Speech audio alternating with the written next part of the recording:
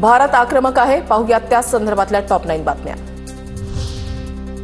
सैन्यावर माझा पूर्ण विश्वास, दहशतवादी हल्ल्याला कसं प्रत्युत्तर द्यायचे सैन्यानंच ठरवावं, सैन्यानेच टार्गेट आणि वेळ ठरवावी, सीसीएसच्या बैठकीमध्ये पंतप्रधान मोदींचे आदेश।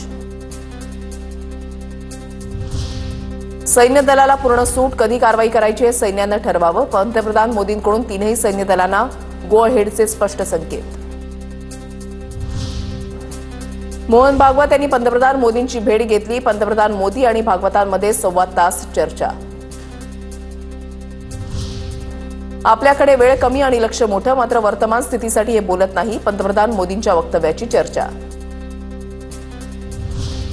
भारत पाकिस्तानमध्ये 4 दिवसांमध्ये युद्ध होऊ शकतं, पाकिस्तान संरक्षण मंत्री ख्वाजा आसिफ यांचा दावा।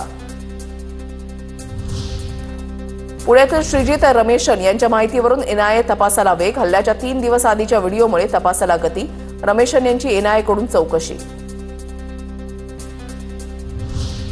ड्रग्सच्या व्यापारातून लष्कर ए तोयबाला आर्थिक रसद पुरवली, गुजरातमधील मुंद्रा बंदरातील ड्रग्सचा लष्कर ए तोयबाशी संबंध, जप्त केलेले 21,000 कोटी रुपयांचे ड्रग्स आणि पहलगाममधील दहशतवादी हल्ला यांचा थेट संबंध, एनआयएचा कोर्टामध्ये दावा, आरोपी हरप्रीत सिंग तलवारच्या जामिनालाही विरोध।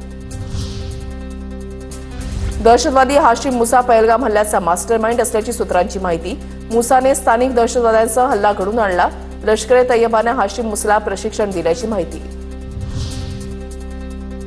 पहलगाम दहशतवादी हल्ल्यामध्ये एनआयए तपासामध्ये नवे खुलासे, दहशतवादी पाकिस्तानामधील आकासोबत पेड ॲपद्वारे संपर्कात, सूत्रांची माहिती, दहशतवादी परतण्याच्या एक्झिट स्पॉटची व्हिडिओग्राफी करण्यात आल्याची चौकशीमध्ये माहिती, 45 पेक्षा अधिक गाईड्सचीही चौकशी।